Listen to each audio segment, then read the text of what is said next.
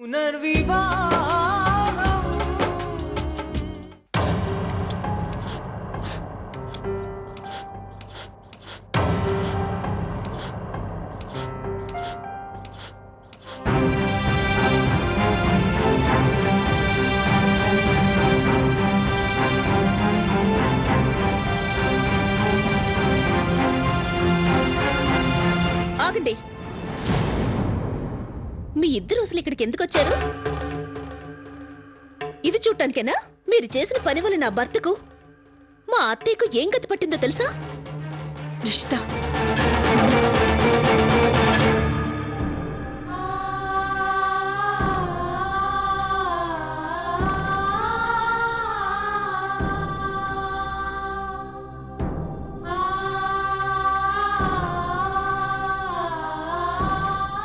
యశ్వంత్ నువ్వేమైనా అడుగు, కానీ ఒక తల్లినై ఉండి బిడ్డని ఎలా దూరం చేయగలిగావని మాత్రం అడక్కు. ఎవరేమైనా భరించగలను నేను, కానీ నువ్వు ఆ మాట అడిగితే నా ప్రాణం విలవిల్లాడిపోతుంది.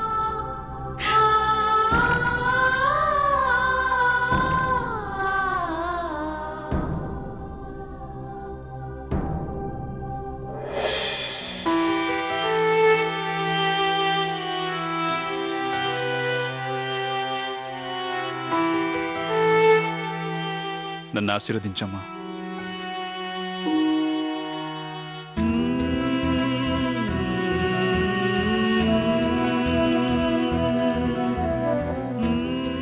చల్లగా ఉండు, సంతోషంగా ఉండు.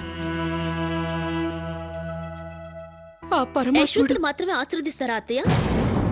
మీ బిడ్డని గాలి కొదిలేస్తారా?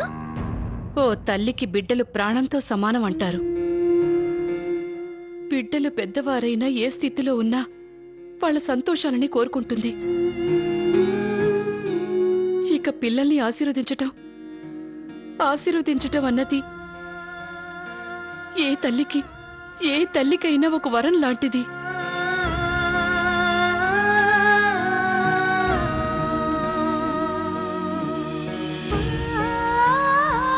చల్లగా ఉండమ్మా, దీర్ఘ సుమంగళి భవ.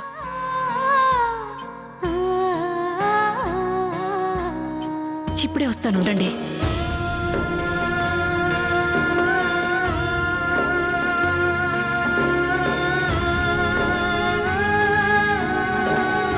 దీనికోసమే వెతుకుతున్నావా అమ్మా?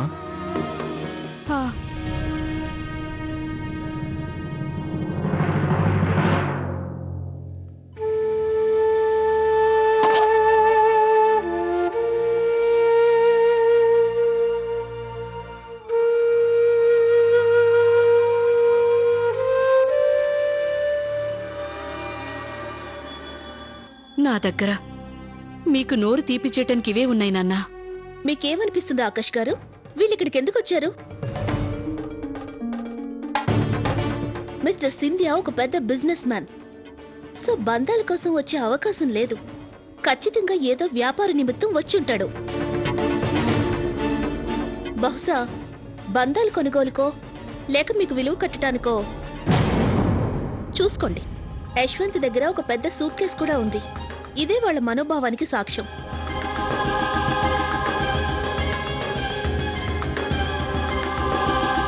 అమ్మా, మీరు నాకు ఒక్క అవకాశం ఇస్తే. అమ్మ అంటూ దొంగ ప్రేమ నటించాలని ప్రయత్నించుకో. ఇలాంటి ఎక్స్ట్రా పనులు నా ముందు చేయకు, అర్థమైందా? నేను పేదవాడే కావచ్చు, కానీ నా హృదయం చాలా గొప్పది, అర్థమైందా? మీలాంటి డబ్బున్న వాళ్ళలా ఏమాత్రం కాదు. మా ముందు మీరు నిలబడలేరు. మరి అసలు మీకు మనసు అనేదే లేదు. ఉన్నదేంటంటే కుట్ర చేయటం, ద్రోహం చేయటం, ద్వేషించడం మాత్రమే. సూరజ్ ప్రతాప్ సింధియా గారి ఏజెంట్లా వచ్చావు కదా నువ్వు. ఇంకెందుకు ఆలస్యం, అది కూడా చెప్పు. మా డాడీ నాకు విలువ ఎంత కట్టాడో ఆకాష్, నాకు అర్థమవుతుంది కదా నా విలువేమిటో. ఆకాష్, నువ్వు అపార్థం చేసుకుంటున్నావు. ఏం నేను అర్థం చేసుకునేది? నాకు కూడా తెలియాలి కదా, ఇన్ని సంవత్సరాలుగా నన్ను వదిలించుకున్నందుకు నా విలువ ఎంత కట్టారో ఏంటో అని. తమ రక్తాన్ని ఈ సింధ్యా కుటుంబం మురిగ్గుంటలోని ఈగ కింద జమ కట్టడానికి ఎంత రేటు కట్టారో ఏంటో చెప్పు. నువ్వు మమ్మల్ని మీద తప్పుగా చేయి వేయకుండా మర్యాదగా సమాధానం చెప్పు. ఈ సూట్ కేసులో ఏముందో చెప్పు.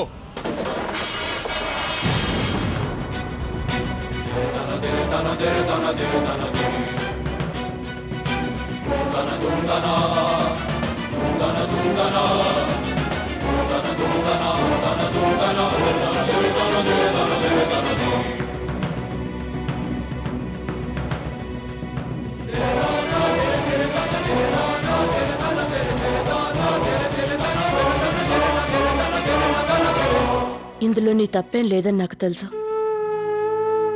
పరిస్థితుల వల్ల నువ్వెవరిని నమ్మలేకపోతున్నావు. కానీ ఇంకొకరి గురించి, ఇంకొకరి వ్యక్తిత్వం గురించి అపోహపడ్డం మంచిది కాదు.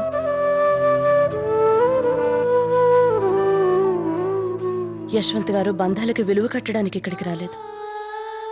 ఆయన విడిపోతున్న బంధాల్ని కలపాలని వచ్చారు. ఆకాష్, బంధాలు కొంటే రావు, కలుపుకుంటే వస్తాయి. బంధాలకు గౌరవం, ప్రేమ, ఆదరణ కావాలి. నేను ఆర్తి గారు నిన్ను తీసుకెళ్ళడానికి వచ్చాను. నీకు నీ హక్కు అందించడానికి వచ్చాం. అవును ఆకాష్, ఈ కుటుంబంలోని వ్యక్తి కోసం ఎంతగానో ఎదురు చూస్తోంది.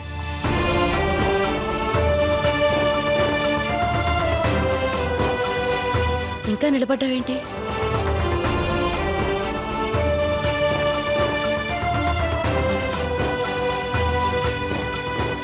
ఇదిగో సామాన్లన్నీ సర్దుకుని లోపలికి పదండి. ఆకాష్, గతం గురించి ఆలోచించకు. అది నిన్ను బాధ పెడుతుంది కనుక మర్చిపో. ఇప్పుడు నీ జీవితం గురించి, సరికొత్త భవిష్యత్ గురించి ఆలోచించు.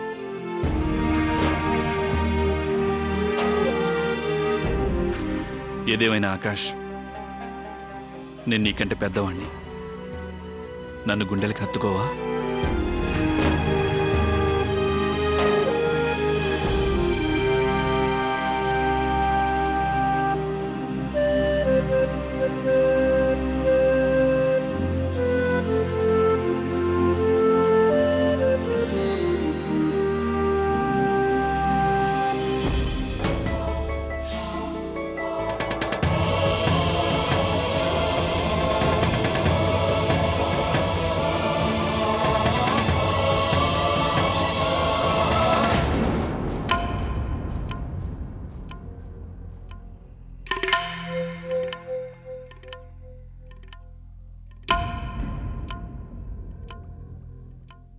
ఒప్పుకున్నారా వాళ్ళు?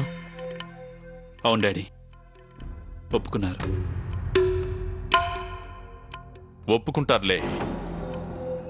ఇన్నేళ్లుగా వాళ్ళు అనుభవించిన దానికి ఈ డబ్బు తక్కువేం కాదులే. చెప్పావుగా వాడికి ఇక్కడి నుంచి వెళ్ళిపోవాలని, ఒక్క క్షణం కూడా ఆలస్యం చేయకూడదని. లేదు డాడీ, క్షమించండి. నేను ఇంట్లోంచి వెళ్ళమని కాదు, ఇంట్లోకి రమ్మని ఒప్పించాను.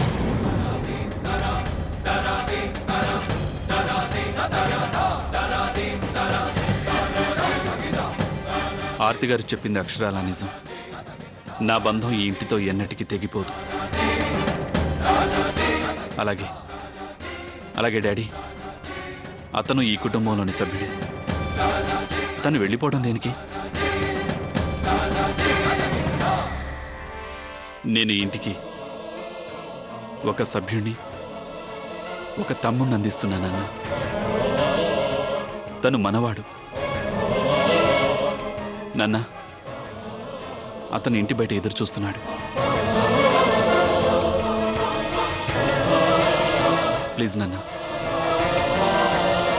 ఒకసారి వాడిని ఇంట్లోకి ఆహ్వానించండి ప్లీజ్.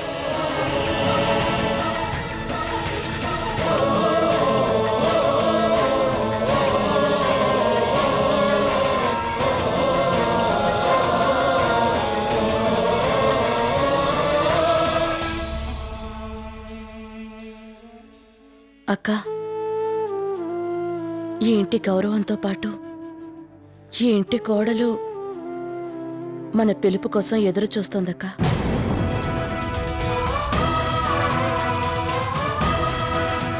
పదండి, తన గృహప్రవేశానికి ఏర్పాట్లు చేద్దాం.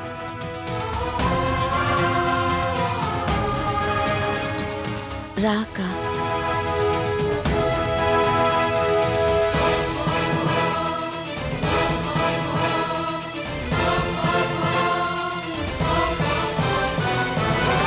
అమ్మా, నేను నీ బిడ్డని అనడంలో ఎటువంటి సందేహం లేదు.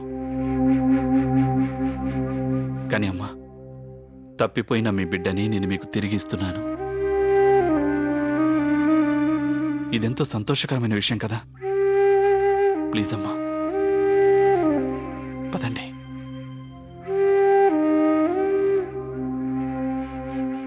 ఏమైంది యశ్వంత్కి? ఎందుకు అర్థం చేసుకోవట్లేదు? అనవసరంగా ఈ కొత్త బంధాలు కలుపుకోవడం వల్ల పాత బంధాలు ఇబ్బంది ఎదుర్కోవాల్సి వస్తుందని వీడు అసలు ఎందుకు అర్థం చేసుకోవట్లేదు? ఇదే నన్ను కేవలం బాధిస్తోంది. ఈ సమస్య తీరిపోతే నా జీవితానికి అంతే చాలు. నువ్వు యశ్వంత్ ఎందుకు ఇలా చేస్తున్నారో నాకు అర్థం కావడం లేదు. చాలా కాలంగా వాళ్ళు మన ఇంటికి దూరంగా ఉంటున్నారు. దూరంగా ఉండటం కాదు, అసలు ఈ ఇంటికి సంబంధించి ఇంకో సంతానం ఉందని కూడా మనకి తెలీదు. ఇక అతన్ని ఉండట్టుండి ఇన్ని సంవత్సరాల తర్వాత మన కుటుంబంలోకి తీసుకురావడం కరెక్టేనంటావా? పైగా అలాంటి వ్యక్తితో బంధం కలుపుకోవాలంటే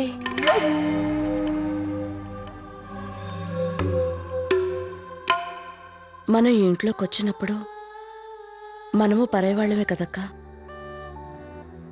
ఎవ్వరూ పరిచయం లేదు. కానీ పోను పోను మనం అందరూ మనతో కలిసిపోయారు. ఎంతలా కలిసిపోయారంటే మన ప్రపంచమే మన కుటుంబం అనే అంతలా. మీరు చూస్తూ ఉండండి, కాలం గడిచే కొద్దీ ఆకాష్కి మనతో బంధం ఏర్పడుతుంది, అతనికి మనతో బంధం పెరుగుతుంది. ఎలా అయితే యశ్వంత్ గారు ప్రదీప్ మీ మరుదుల్లా కలిసిపోయారో అలాగే ఆకాష్ కూడా అంతే ఇదిగా మీతో కలిసిపోయారు. అది మీకు తెలియని కూడా తెలీదు. అలా జరుగుతుందని నీకు నమ్మకం ఉందా?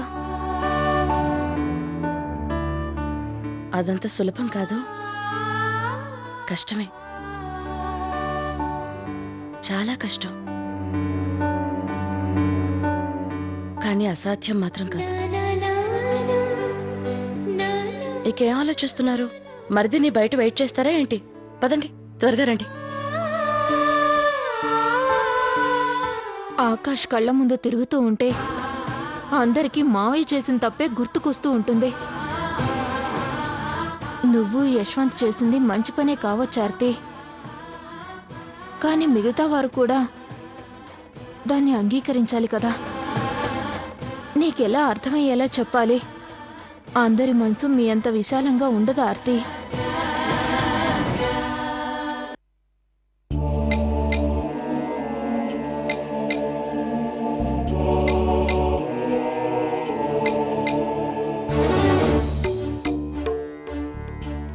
పదండి నాన్న, మీ బిడ్డకు స్వాగతం పలకండి. తను ఎదురు చూస్తున్నాడు. నేను అలా చేయలేను యశ్వంత్.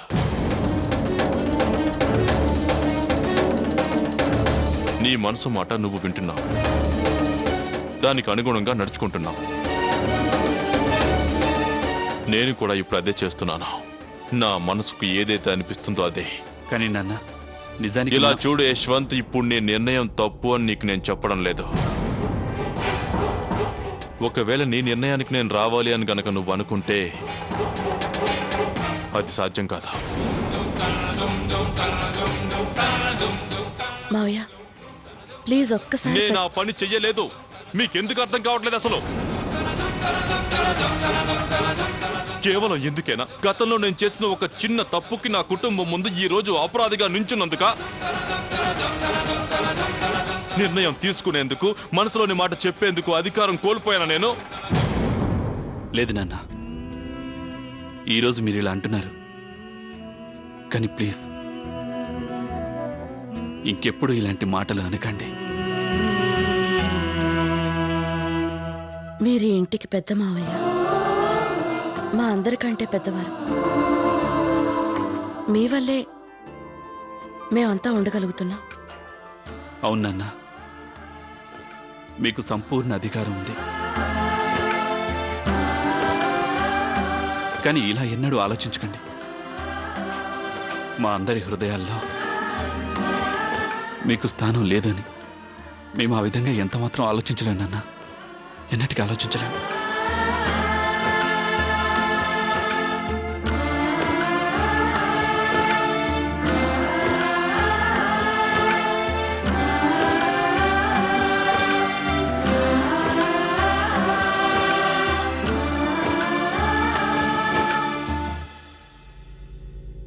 వెళ్ళు,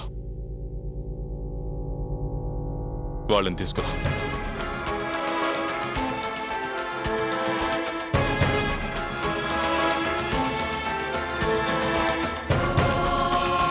థ్యాంక్ యూ నాన్న, thank you very much. Aarti గారు పదండి.